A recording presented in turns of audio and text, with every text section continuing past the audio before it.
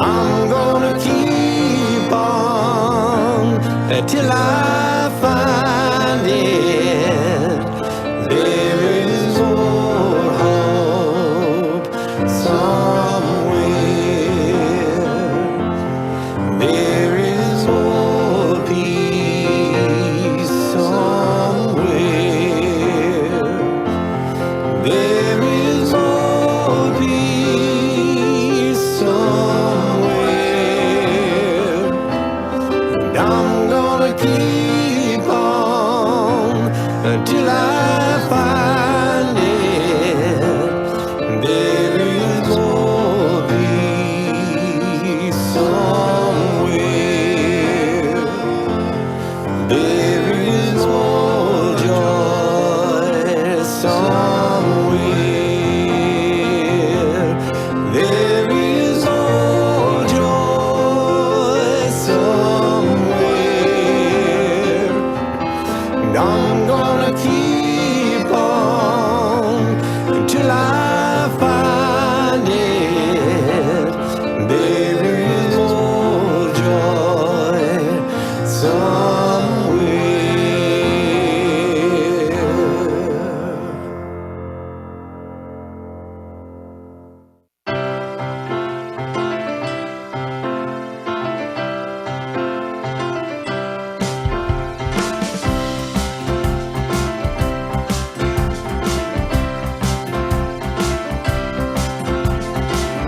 If you wake up and don't wanna smile, and if it takes just a little while, open your eyes and look at the day, and you'll see things in a different way. Don't stop thinking about tomorrow. Don't stop, it'll soon be here. It'll be better than before. Yesterday's gone, yesterday's gone.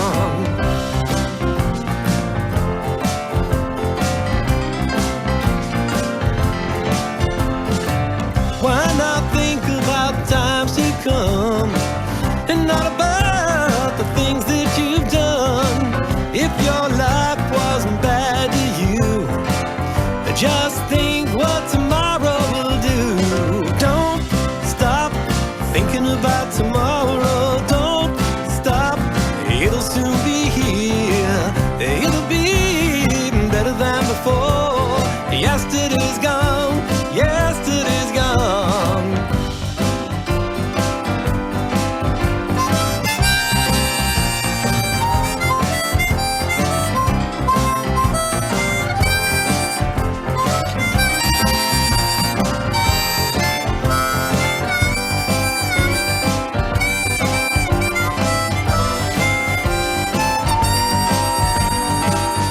All I want is to see you smile, if it takes just a little while.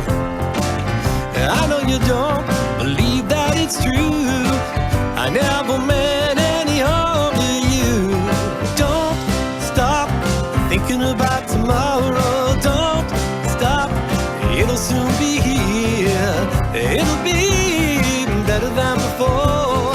Yesterday's gone, yesterday's gone. Don't stop thinking about tomorrow. Don't stop, it'll soon be here. It'll be better than before. Yesterday's gone, yesterday's gone. Oh, don't you look back.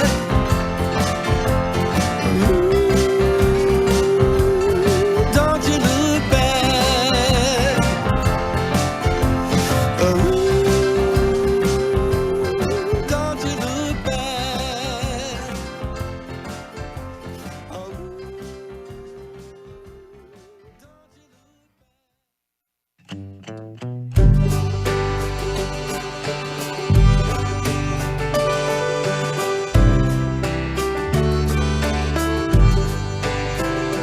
I was standing by the window on a cold and cloudy day when I saw the earth come rolling for to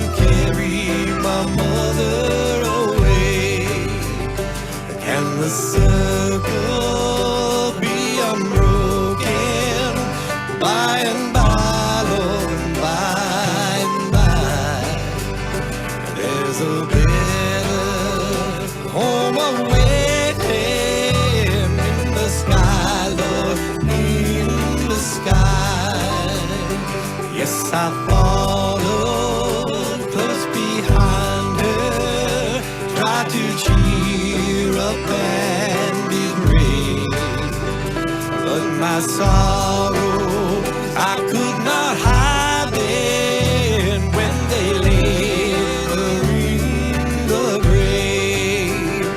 Can the circle be unbroken by and by, Lord, by and by? There's a better home awaiting in the sky, Lord, in the sky. Went back home, Lord, cold and lonesome, since my mother, she was gone.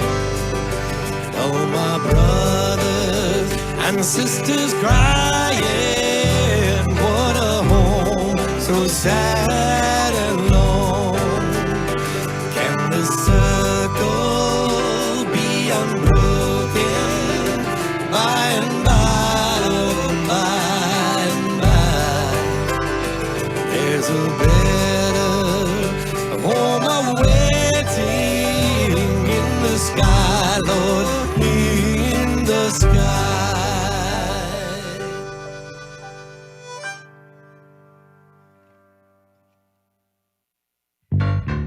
Some glad morning when this life is over, I'll fly away to a home on God's celestial shore. I'll fly away. I'll fly away, oh glory. I'll fly away. When I die, hallelujah, by and by, I'll fly away.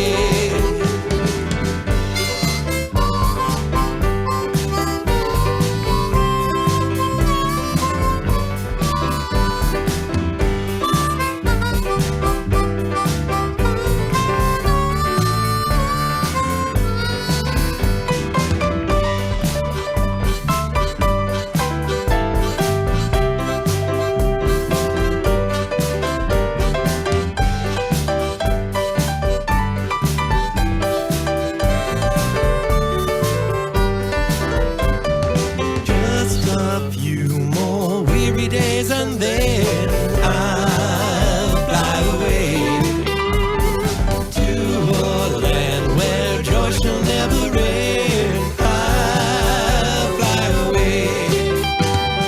I'll fly away, oh glory. I'll fly away. When I die, hallelujah, by and by, I'll fly away. When I die, hallelujah, by and by, I'll fly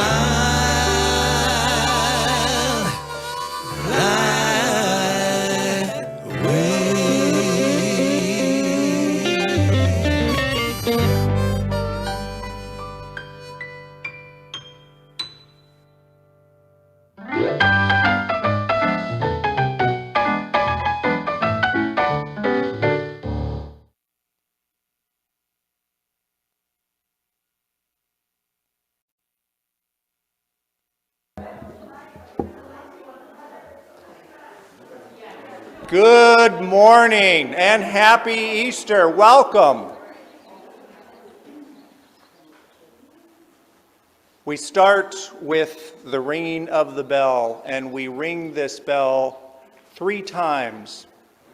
The first is to call us into our own resurrection, a new relationship with those to whom we owe a debt, our forebears who preceded us here on this land that most of us now call home. The second bell calls us into relationship with ourselves and one another, that as we learn from the vision that was sown into this land, we adopt a sustainable reverence for all existence, to embody it and share that generously. And the third bell calls us into relationship with our children and our children's children, who are all around the coloring table this morning, who help us to realize that the love that we summon will not die with us if we pass it on to those who come after us.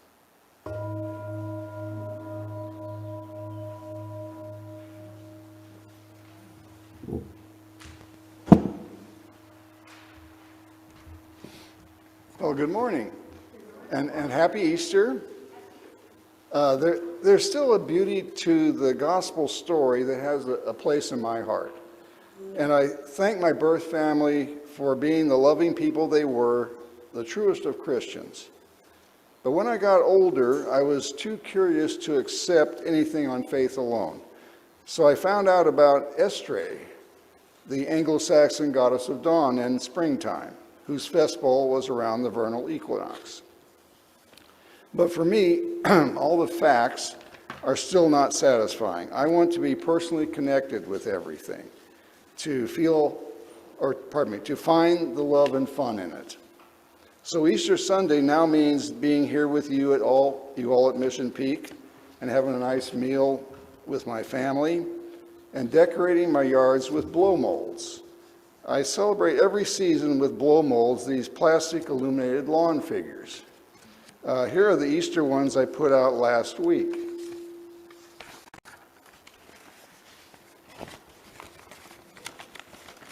Yeah, this is my yard right now. You can use that monitor, Don. There you can also see over here now. Oh, beautiful. Sorry.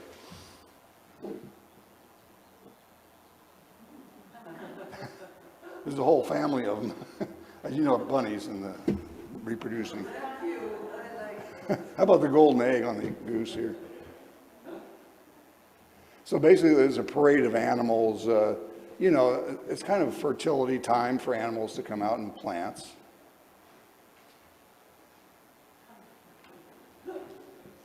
They're not life-size, except the rooster is. And for Easter this year, I added this angel. I have her facing east towards the rising sun on Easter morning. She represents the angel at the tomb who told the women that Jesus was alive.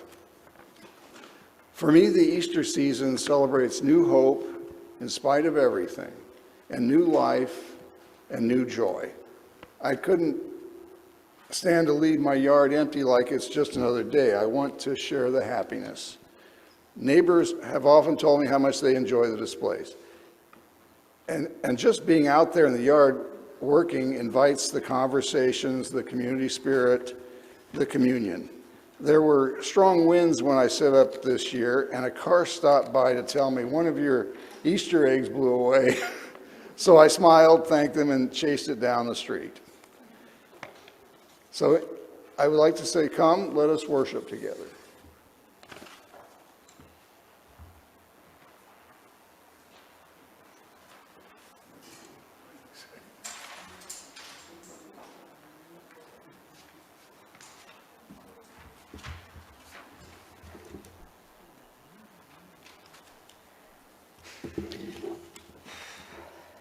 Good morning. Welcome to Mission Peak Unitarian Universalist Congregation. My name is Annette Bringen, and I'm a member of the board. We are so glad you joined us this morning. Unitarian Universalism is a radically inclusive, non-doctrinal, non-dogmatic, open-minded, and open-hearted faith. We are all coming at truth from different paths. We gather together across different identities, experiences, and beliefs to affirm and promote the inherent worth of every person. Together, we work to love this world, to heal the hurt in ourselves and one another, and to be the change we'd like to see in the world. Maybe you're here for the first time. We've been reaching out because we think the world, especially now, needs some friendly places to gather and find encouragement and hope. We are glad to welcome you. We use chat in Zoom or our Joys and Concerns book by the door to share short personal milestones of importance, which will be read aloud later in the service. A link will be posted shortly in the online chat to our welcome email, welcome@mpuuc.org, and to our weekly newsletter, so that you can see upcoming events. We encourage you to join anything that speaks to you. We have social hour after the service, where we get to visit with one another in breakout rooms or on the patio. The worship host will give you more information about this immediately after the service. Attendees should be masked inside and outside of Cole Hall, and N95 or K95 masks are recommended. We have masks available at the welcome table in the back. Eating and drinking are only allowed outside. Please do not attend Cole Hall inside if contracting COVID is an unacceptable risk for you or the people near you. More information on our COVID policies is available on the bulletin board and in our weekly newsletter. We ask that you please silence your electronic devices. There are a few things we'd especially like to call your attention to. Reverend Greg is hosting a class to anyone interested in writing about their life. The 2-session class is called Spiritual Autobiography for Fun and Profit, and that is not spelled with an F. It's the P-H-E. It will be held on April 26th and May 10th. It will help people explore and share significant turning points in their life. Contact Reverend Greg if you are interested.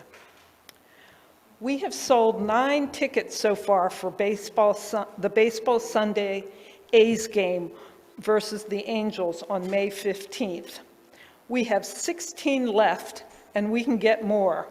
Check our weekly newsletter for more information, and consider making baseball part of your spiritual practice.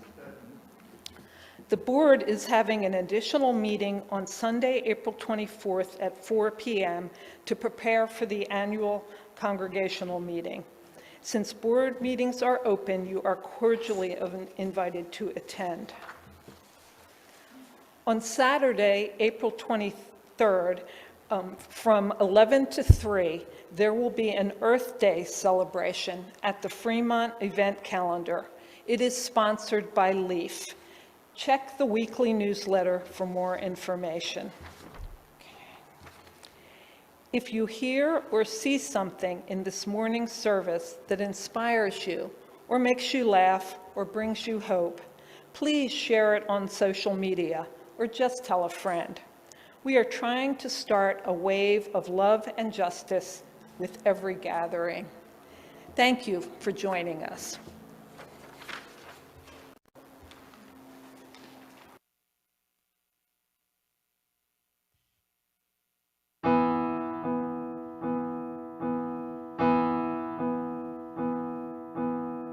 I can almost see it, that dream I'm dreaming, but there's a voice inside my head saying you'll never reach it.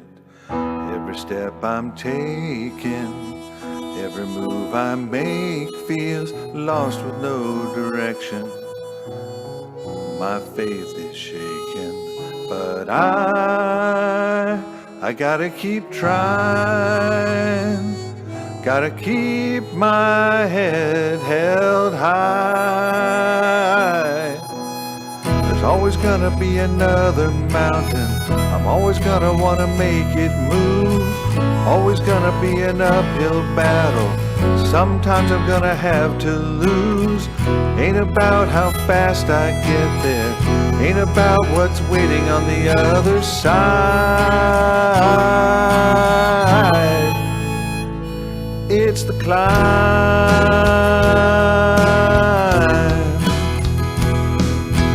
The struggles I'm facing, the chances I'm taking, sometimes might knock me down, but no, I'm not breaking.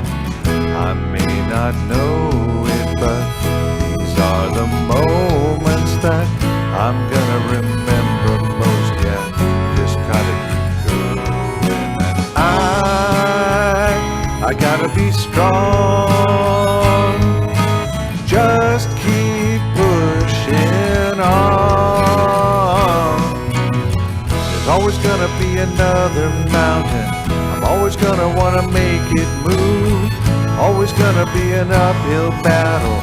Sometimes I'm gonna have to lose.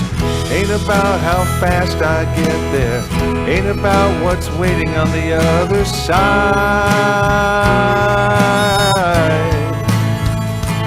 It's the climb.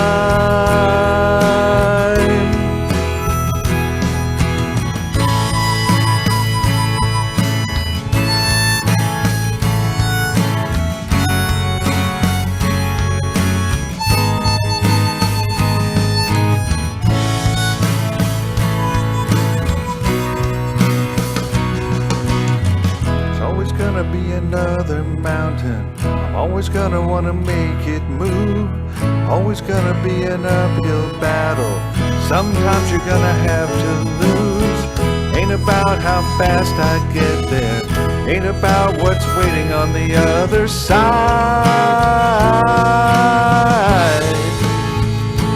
It's the climb.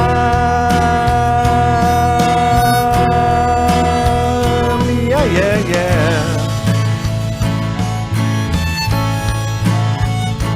Keep on moving, keep climbing, keep the faith, baby. It's all about the climb. Keep the faith, oh keep the faith.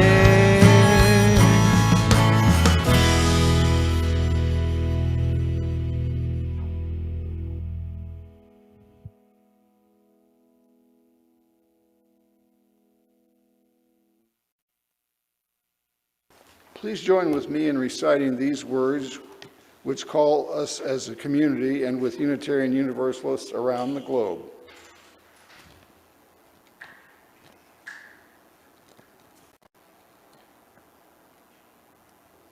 We light this chalice to remind ourselves to treat all people kindly, because we are all one family. To take good care of the earth, because it is our home. To live lives full of goodness and love, because that is how we will become the best people we can be.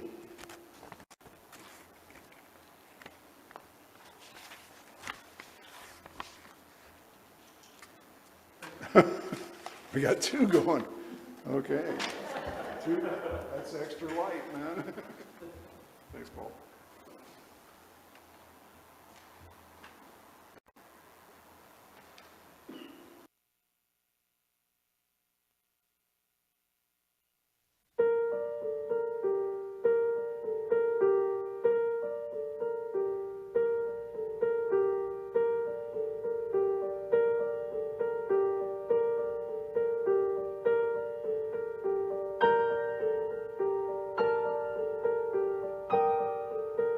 Once there was a velveteen rabbit, and in the beginning he was really splendid.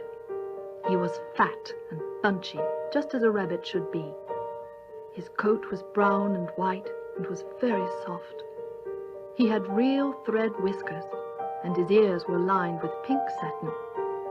On Christmas morning, when he sat wedged in the top of the boy's stocking, with a sprig of holly between his paws, the effect was charming.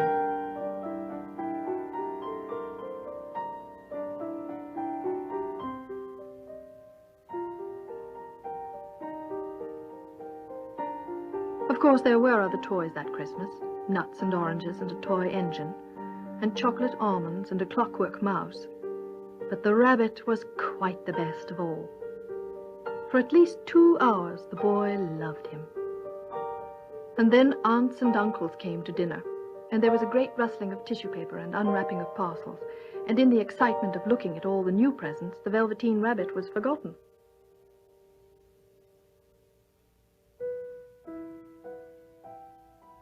For a long time he lived in the toy cupboard or on the nursery floor, and no one thought very much about him. He was naturally shy, and being only made of velveteen, some of the more expensive toys made fun of him. The mechanical toys, like the model train, were very stuck up and boasted that they were real. But the rabbit could not claim to be a model of anything, for he didn't know that real rabbits existed. He thought they were all stuffed with sawdust, like himself, and he understood that sawdust was quite out of date. Even Timothy, the jointed wooden lion, who was made by disabled soldiers and should have had broader views, put on airs. Between them all, the poor little rabbit was made to feel very insignificant and commonplace, and the only person who was kind to him at all was the skin horse. The skin horse had lived longer in the nursery than any of the others. He was so old that his brown coat was bald in patches and showed the seams underneath, and most of the hairs in his tail had been pulled out to string bead necklaces. He was wise, for he had seen a long succession of mechanical toys arrive to boast and swagger, and by break their mainsprings and pass away. He knew that they were only toys, and would never turn into anything else. For nursery magic is very strange and wonderful, and only those playthings that are old and wise and experienced, like the skin horse, understand all about it. "What is real?" asked the rabbit one day. "Does it mean having things that buzz inside you and a stick-out handle?" "Real isn't how you are made," said the skin horse. "It's a thing that happens to you.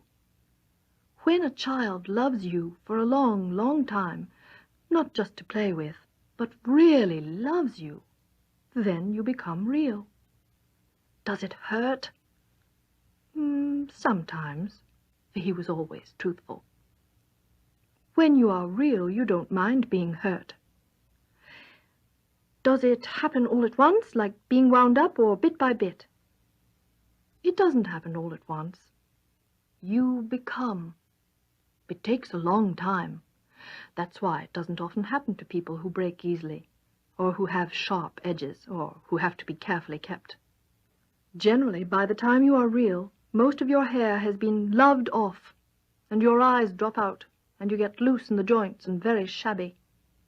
But these things don't matter at all, because once you are real, you can't be ugly, except to people who don't understand." "I suppose you are real?"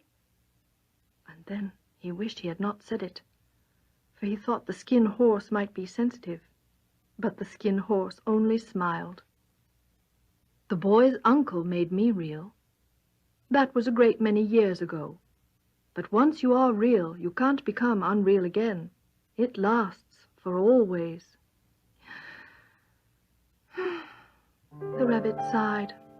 He thought it would be a long time before this magic called real happened to him. He longed to become real, to know what it felt like. And yet the idea of growing shabby and losing his eyes and whiskers was rather sad. He wished that he could become it without these uncomfortable things happening to him.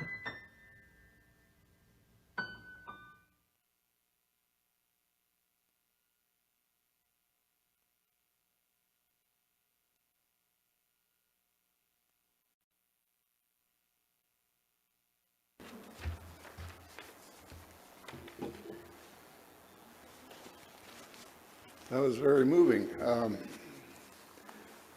We come together every Sunday and throughout the week for more than ourselves. We come to support one another and the ministries that infuse worth and dignity into our children, our youth, our programs of learning and leadership, and our ministries in the larger community, including our efforts towards anti-racism and anti-oppression.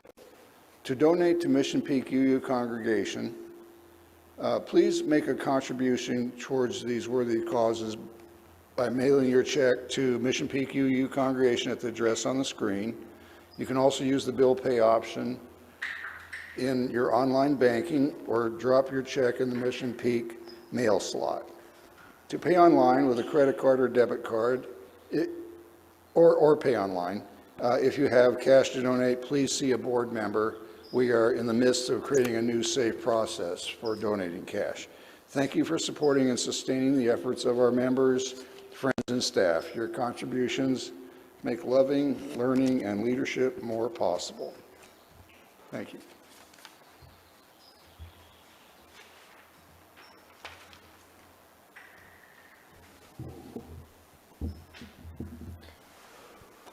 One of the things that makes finding hope and meaning important to us and possible in this space is the love and the support that we show one another, especially in the difficult times. If you have a joy or concern that by saying out loud in some way might bring a measure of hope or a little resilience, we invite you to write your joy or concern into the chat if you are with us online, or into the book, which we will read in just a second. And we will make you a part of this community by bringing you into our hearts. If your joy or concern is more personal, please feel free to share it with me or Reverend Barbara, and we would love to have a conversation with you. Please come forward if you would like to drop a stone into our stone garden while the music plays, and enjoy Peak Rocks.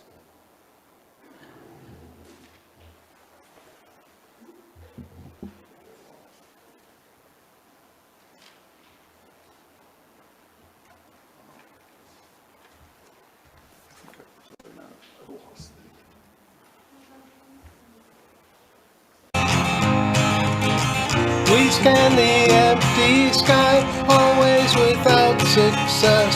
We're lighting signal fires and spelling SOS. We stare at broken clocks. The truth comes twice a day, while every second just slips away. Are you gonna wait here for a sign to let you know now? Are you gonna sit there paralyzed by what you've seen? Or are you gonna finally grip the wheel? I think you know how. Is this more than you expected it to be? Don't wait for a miracle to tumble from the sky, to part the seas around you, or turn water into wine. Don't wait for a miracle. The world is passing by. The walls that all surround you are only in your mind.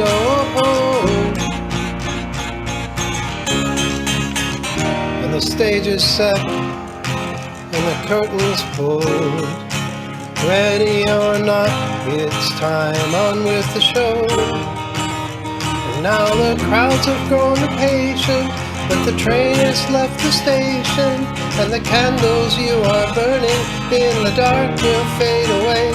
So what are you waiting for? A sign to let you know now? Are you gonna sit there paralyzed by what you've seen? Or are you gonna finally grip the wheel? I think you know how.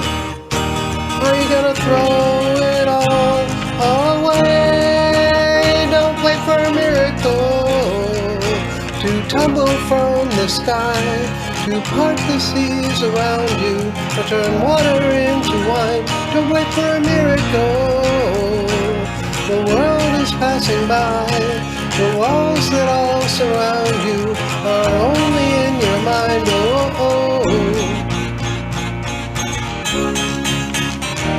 When the weight we carry breaks us, we're tempted to stay down. But every road to recovery starts at the breakdown.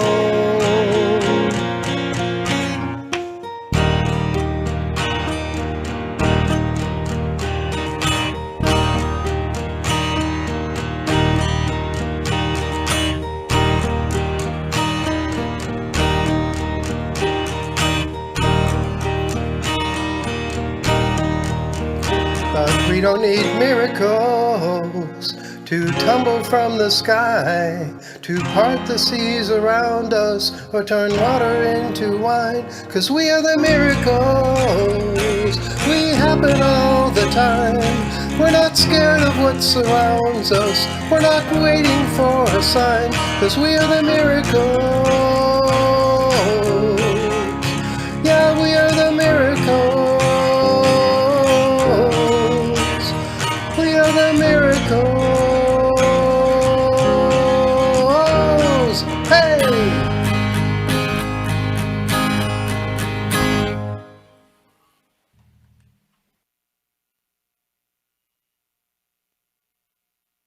These are the joys and concerns that are on our heart this week. We rejoice at another Easter dawn coming and shining forth, and for all of the bunnies and baskets and eggs that it brings. We rejoice, especially if we are one of those who finished their taxes this week, and even more so if we get a refund. We rejoice in having a democratic system of which we're a part, which is not a guaranteed thing for human beings on this planet, and we encourage you, if you happen to know your senator, to contact them and ask them to promote legislation that defends and supports the humanity of its people all across the globe. We drop a stone for Peak Rocks and for Peak performers, all of the creative musicality we bring into this space. Let us join in the spirit of prayer. We pray for those who come from the Christian tradition, who even when facing the difficult and even the impossible, recognize that loss and even death cannot keep love from living on.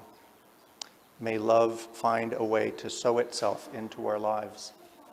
We pray for the convergence of many faiths that celebrate a festival this week. The Muslims, the Christians, the Jews, the Sikhs, the Hindus, the pagans, earth-centered religions, and humanists all celebrate a holiday during April. May this mutuality bring a sense of solidarity. And we pray for a love big enough that we will not try to create a domain from it. And in fact, we surrender ourselves to love's domain. May this love become our mission, and may it be sown into the most barren places where even beauty has not trod. And finally, one last stone for all the hopes and hurts still too tender to escape our hearts. May, for the sake of love, we keep our doors, our hearts, our minds, and our arms open.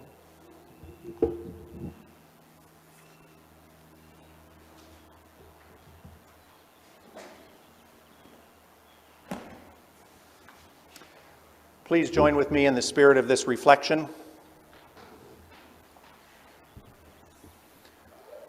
Some of you know that besides serving here in this congregation, I also serve on the Ministerial Fellowship Committee, a bureaucratic body in our denomination. The Ministerial Fellowship Committee is a group that sets professional standards for those entering into Unitarian Universalist ministry. Our charge as a committee is to review and evaluate applicants who are trying to become ministers and decide whether they have what it really takes to serve as ministers in our congregations. The process is long and arduous. Aspirants must get a master's degree, take and pass about 30 courses in a seminary, including history and theology, counseling, preaching, administration, and community organizing. They receive feedback in their internships. They serve residencies in hospitals or prisons. They undergo a psychological evaluation. They take oral exams. By the time they get to us, the committee, Each candidate has a file of at least 120 pages long, which is read by every member of the MFC. And maybe I'm just trying to avoid all of this work, but I believe that there is an easier way to tell if would-be Unitarian Universalist ministers really have what it takes. My idea is this: put all aspiring Unitarian Universalist ministers into one room, give them each a desk with a single sheet of paper, tell them that this will be the only test that they will be given to enter the Unitarian Universalist ministry, then read them the lone test question and watch their reaction. The test question consists of 2 words: explain Easter. And then in parentheses underneath, so that your Unitarian Universalist congregation will understand you. The majority of thin-skinned, soft-hearted, wannabe Unitarian Universalist ministers will at this point run screaming from the room.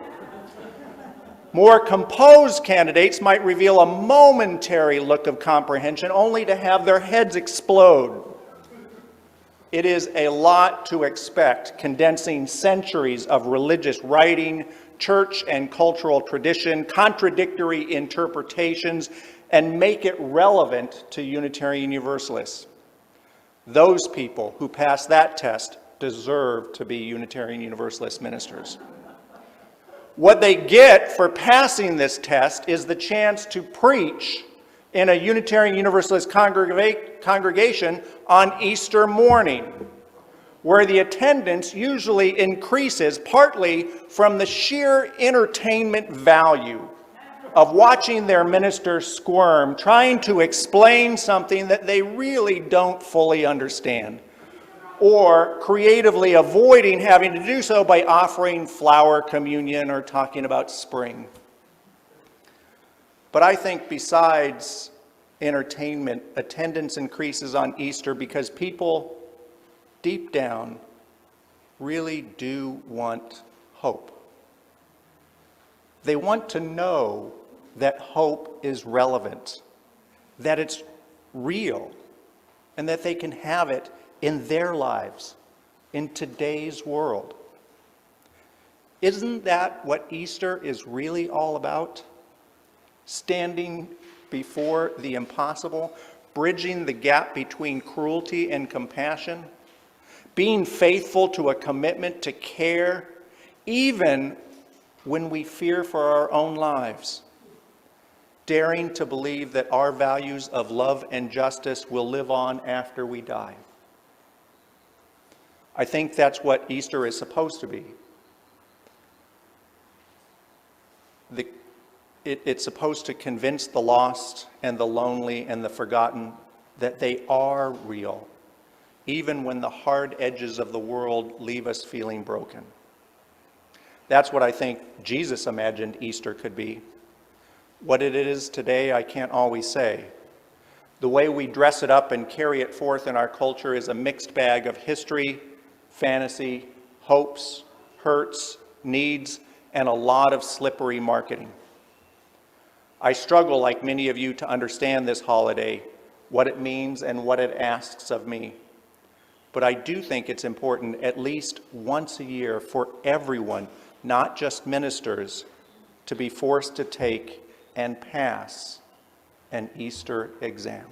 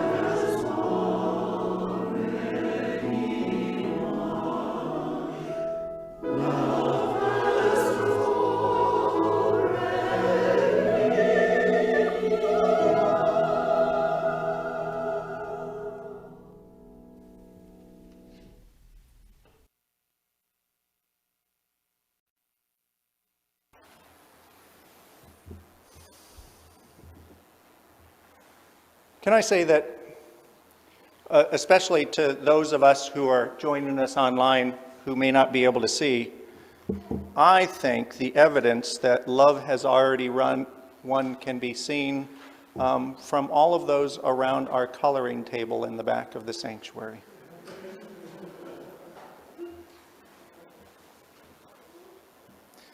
Does anybody here know what resurrection is?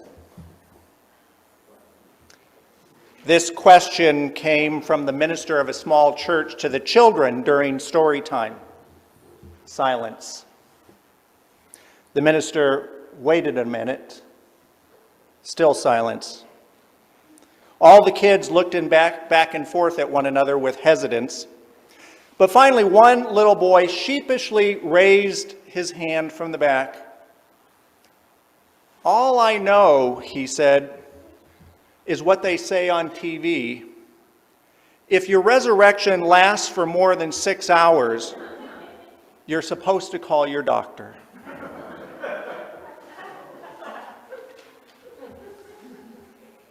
It's important to start with the understanding that resurrection can be a very confusing concept, and Easter a confusing holiday.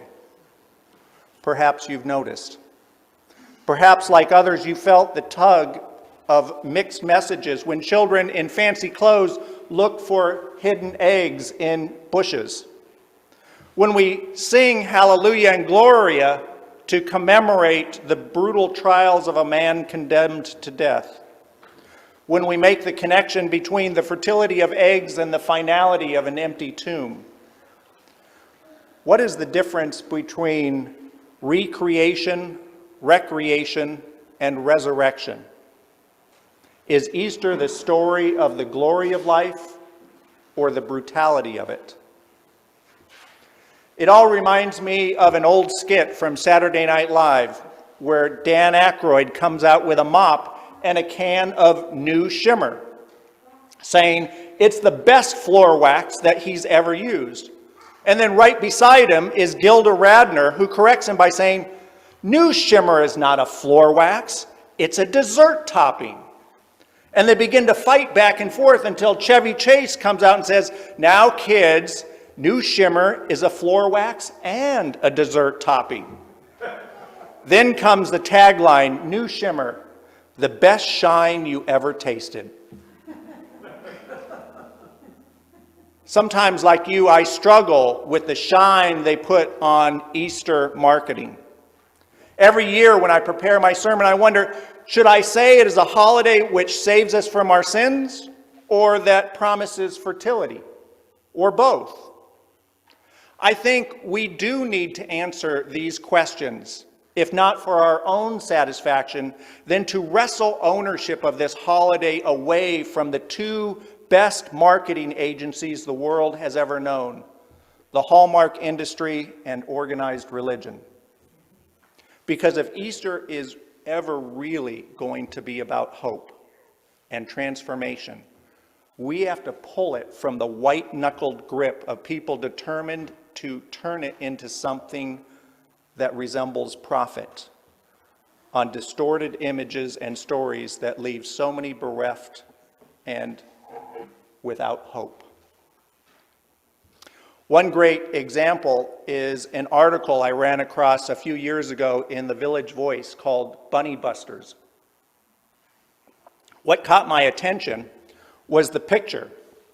It was showing the Easter Bunny being handcuffed by New York City police. The article was about Amy Hamilton Thiebert, mother from Queens, who was protesting the sale of Easter baskets from Kmart.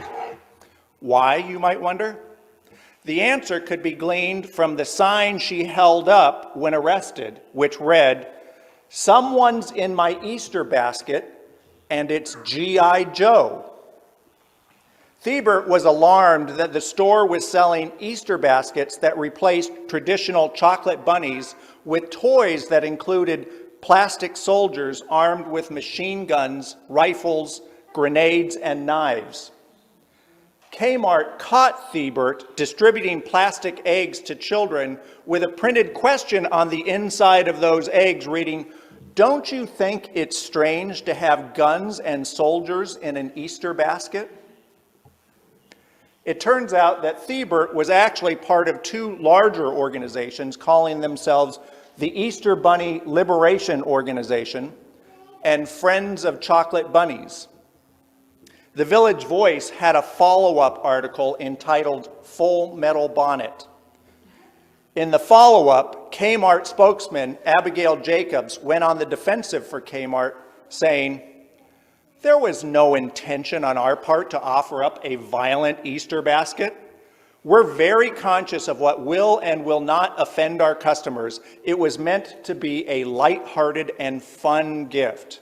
They, in my opinion, are harmless toys included in an Easter basket." But the article mentioned that the arresting officers did not agree. They said the proliferation of guns, even as toys, is not harmless. And it quoted Episcopalian Bishop George Packard, who was the head of chaplain services for the armed forces, saying that the baskets were over the edge and in very bad taste. So when it comes to such a quandary, how do we respond? It might be a tempting strategy for us on our own Easter exam to simply leave the question blank. After all, many UUs have worked from the premise that no answer is the answer. But there is a problem with this. Without a response, we are forced to settle for what Easter has been, which is often a battleground. All the world over, from Russia and Ukraine to Congress refusing to regulate gun control, idolatry is claiming dominion over human rights. And as long as we share that we don't care, opportunistic people everywhere will slip whatever they want into our Easter baskets, including a way to justify or even celebrate war and violence. Because after all, there are many who would say that the church has for years been celebrating a message of violence within the message of Easter. It's important that anyone taking the Easter exam know a little bit about church history. So forgive me if I share with you some of the things that the Roman Empire and Jewish authorities placed in the very first Easter basket. In those days, anyone who challenged authority, even corrupt authority, were not tolerated. Crucifixion was the accepted punishment for treason against the authoritarian state. And Jesus had spent 3 years teaching far and wide, where his main message was that status, heritage, and the laws of men were unimportant to God and the life in the kingdom to come. Jesus had comforted the afflicted, but he had also afflicted the comfortable, challenging all the inequities that gave Rome and the early Jewish Pharisees their privilege and power. Their choice as authority was simple. They could collaborate to capture, torture, kill, and make an example of this upstart, an occurrence that happened with great regularity, or they could let Jesus' ideas be heard and possibly influence others. They came together to collude to kill him, and to do so in the most violent means possible, just to set an example. These were the ingredients of the very first Easter. Of course, something completely different came from that event, which neither the Roman or Jewish authorities anticipated. I like to describe it as Jesus died as a man, but on the third day he rose as a community, dedicated to proclaiming a new and resounding call for love and justice, which only grew louder with subsequent generations. That's not what the civil or religious authorities had in mind. So early marketing departments in the 2nd and 3rd centuries chose to put a spin on it in a completely different way. These marketing companies were, of course, theologians. The 2nd century theologian Irenaeus offered a theory of atonement, claiming that because God and Satan were at odds And because humanity was born inherently sinful, God sent his son, Jesus, as a ransom payment needed for God to reclaim humankind from the devil. In the 11th century, theologian Anselm of Canterbury used his ransom theory to recruit soldiers for the Crusades. Not only did he promise recruits that they could keep all the personal spoils that they could carry from the Crusades, a very tempting offer for the multitude of people who were starving as poor enslaved people, but they also promised that if recruits happened to die in battle, not only would they receive eternal salvation, but their entire family would be saved as well. For they would be replicating the sacrifice that Jesus had made for humanity. Thankfully, this theology did not go unquestioned. A generation after Anselm, the theologian Abelard asked this important question. Who will forgive God, he asked, for the sin of killing his own child? How cruel and wicked it seems that an entity of praise and righteousness should demand the blood of an innocent person as a price for anything, or that it should in any way please him that an innocent man be slain, still less that God should consider the gruesome death of his son so heartwarming that it would bring the reconciliation of the whole world. The debate raged on. One of the best known responses to the violence within the theology was from Universalist minister Hosea Ballou. In his landmark treatise on atonement, Ballou said, "The belief that the great Jehovah was offended with his creatures to the degree that nothing but the death of Christ or the endless misery of mankind could appease his anger is an idea that has done more injury to the Christian religion than the writings of all its oppressors. The error has been fatal to the life and spirit of religion in our world. All those principles which are considered contemptuous by humanity are, through this story, inseparably tied to God's will. Communities who profess this injurious doctrine become cruel rather than compassionate." Ballou went on to say that a loving God with whom we should seek atonement could never condemn any of his children, much less his son, nor could he condone the violence which brings about suffering. One of the things that has confounded Unitarians and Universalists the most over the centuries is why our culture continues to insist on the justification of violence as part of the great Easter basket.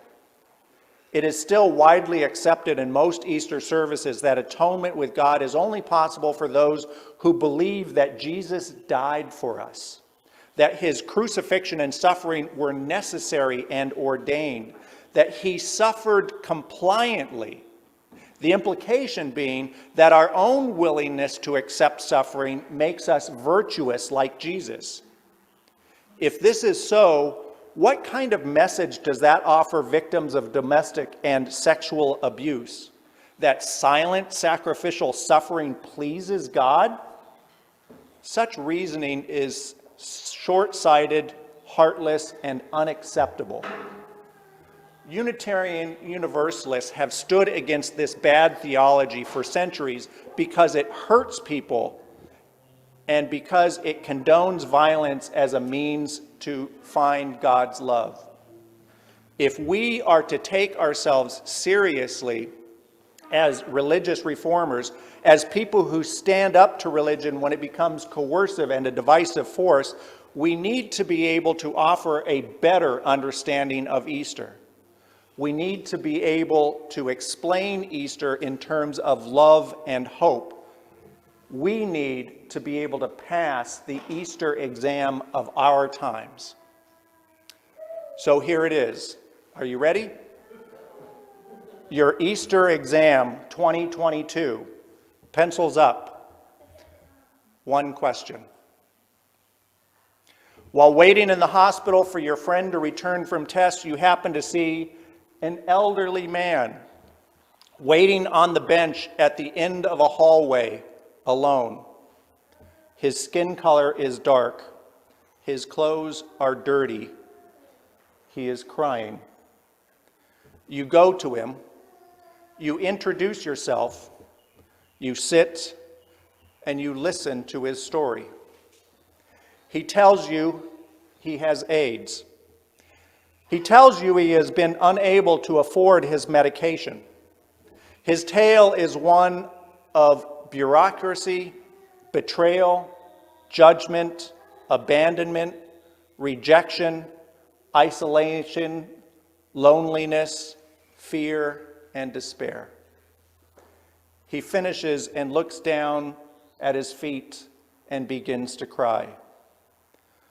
You reach for a tissue and hand it to him. You let him cry for a few minutes and you touch his arm gently, not to stop his crying, but to just create some connection. After a while, he stops and then he raises his head and then he looks into your eyes and he asks you in an earnest but soft voice, "Does God love me?" Does God love me? What do you say? This is your 2022 Easter exam. If Unitarian Universalism states that all life has inherent worth, how do you respond? If we believe that atonement is found by love rather than by violence, what can you say? If we believe that God or the power of love is real in this world and comes without ransom, that the Easter is more than eggs in a basket, but a way to help suffering end in this world, to find hope, how will you pass this test? The answer is, you already passed this test when you saw him crying and you went over to him. You already understood Easter when you handed him a tissue and you sat with him in his despair. You already gave him a way through his pain by giving him your hand and listening to his story.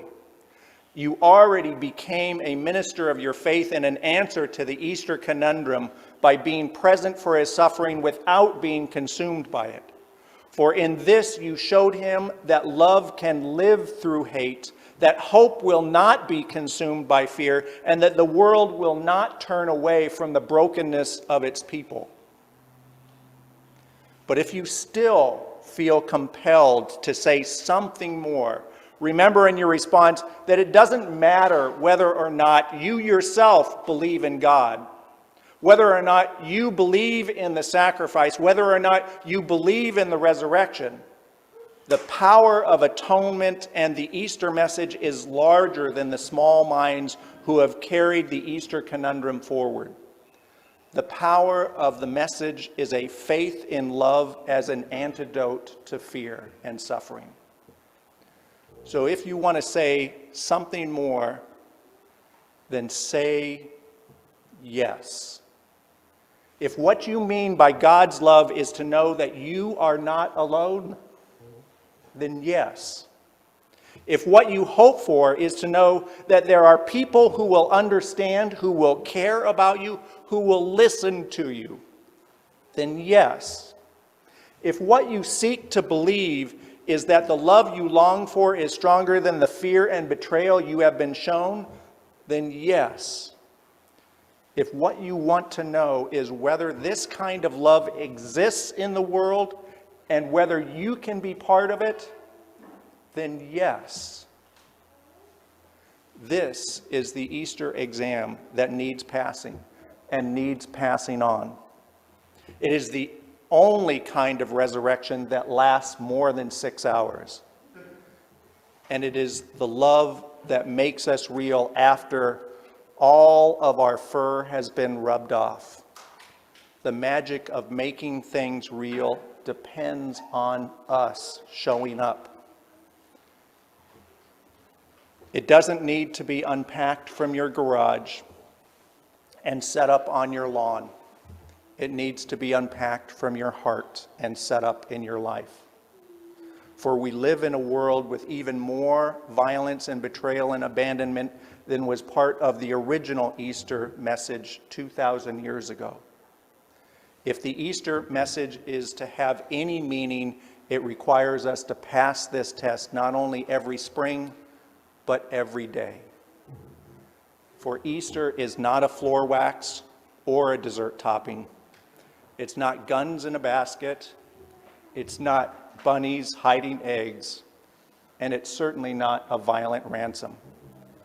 When all is said and done, Easter is us, living in a hard and hurting world, showing up and showing others that love is possible over and over and over again, to the glory of life.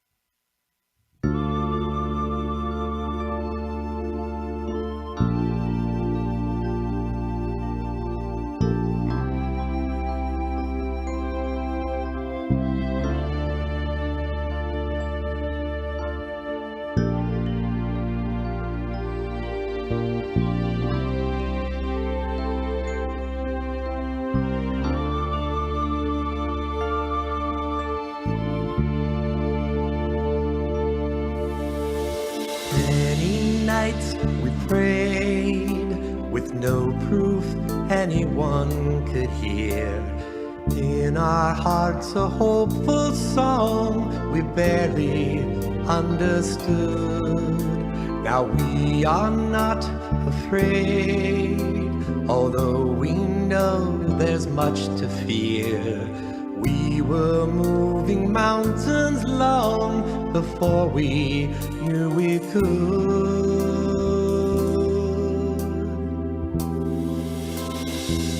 There can be miracles when you believe.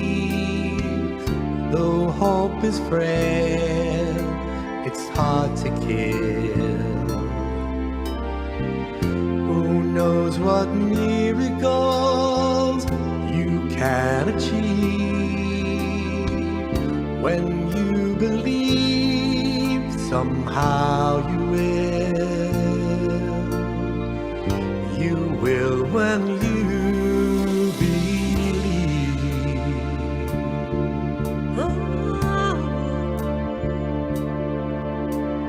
In this time of fear and where so often I saw my plane just swiftly float away.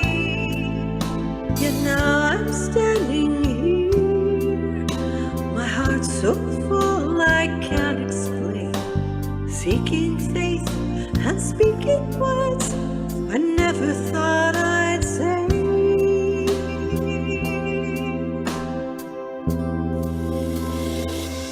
There can be miracles when you believe. Though hope is frail, it's hard to kill. Who knows what miracles you can achieve? When you believe, somehow you will. You will when you believe.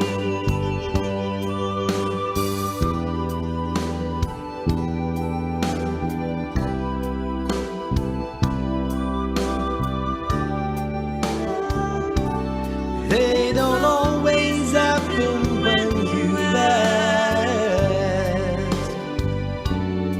and it's easy to give in to fear. But when you're blinded by your pain, can't see the way through the rain, a small but still resilient voice says help is very near. There can be miracles when you believe. Though hope is frail, it's hard to kill. Oh yeah. Who knows what miracles you can achieve?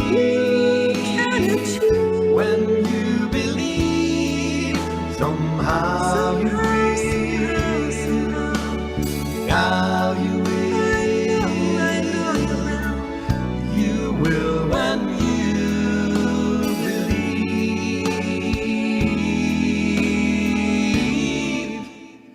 You will when you believe.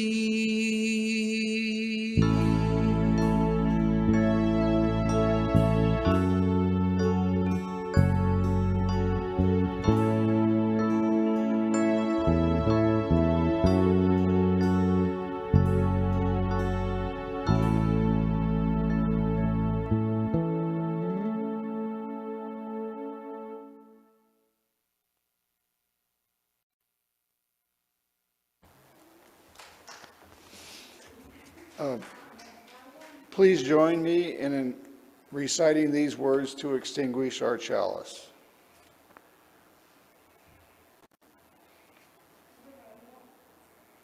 We extinguish this flame, but not the light of truth, the warmth of community, or the fire of commitment. These we carry in our hearts until we are together again.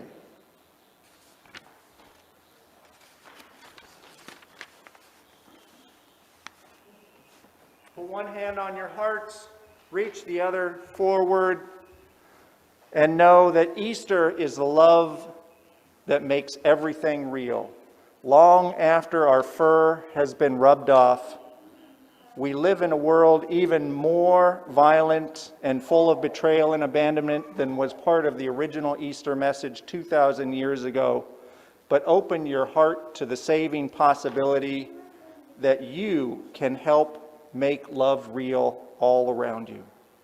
For in the end, Easter is us living in a hard, hurting world and showing up over and over and over. Don't give up. There is a postlude this morning which we invite you to sit and enjoy, a Easter song from Michael Franti in Spearhood.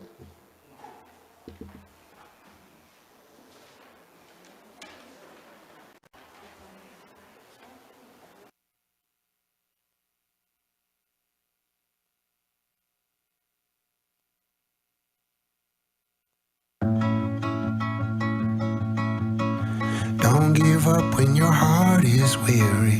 Don't give up when your eyes are teary.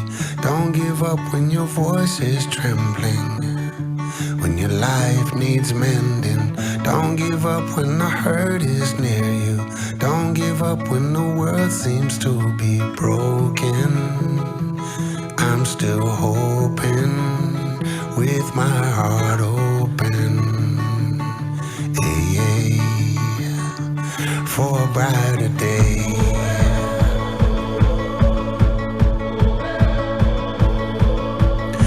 Don't give up when your pride is bruised, and don't give up when you feel you're losing.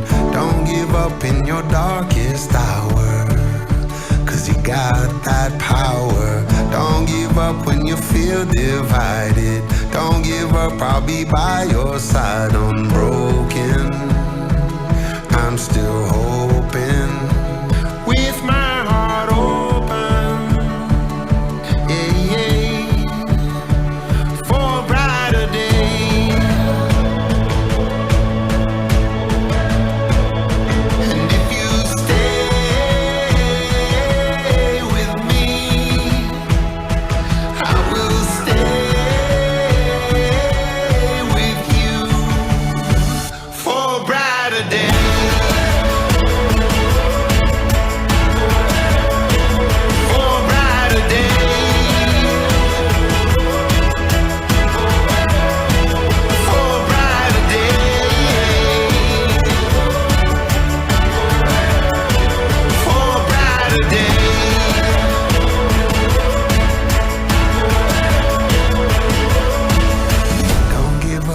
Just keep on fighting. Don't give up, you just keep on fighting.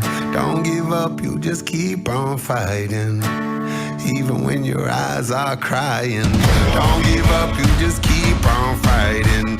Don't give up, you just keep on fighting. Even when your eyes are crying. Yeah, for a brighter day.